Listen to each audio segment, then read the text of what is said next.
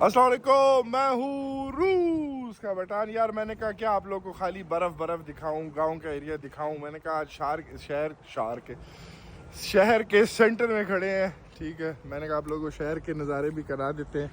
क्या आप लोग सोच रहे हो पता नहीं साइबेरिया के को उस कोने में खाली बर्फ़ है कि क्या है।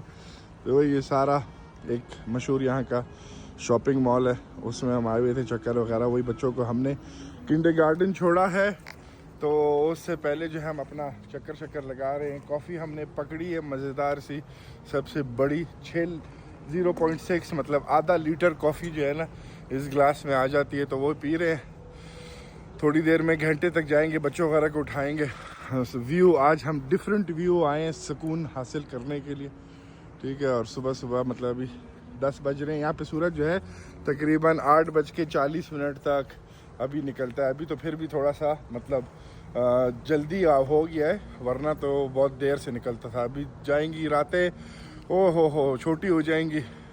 10 बजे तक फिर सूरज रात की जो है निकला होगा गर्मियों में। खैर मिलते हैं आप लोग को इसी के लिए वीडियो में। ख्याल रखो अपना, अल्लाह हाफिज़।